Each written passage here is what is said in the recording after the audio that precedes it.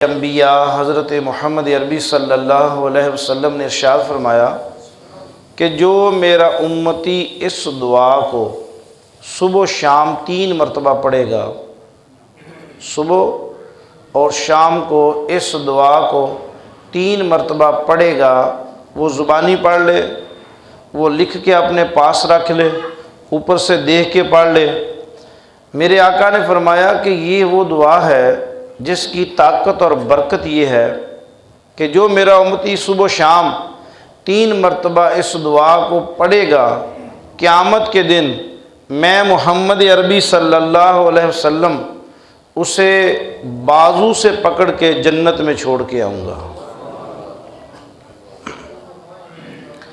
यानी उसकी जन्नत की ज़मानत गारंटी जो है मैं मोहम्मद देता हूँ।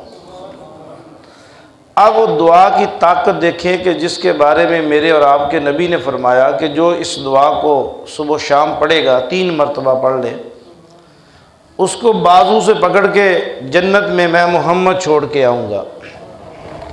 रदीतु बिल्लाहि ताला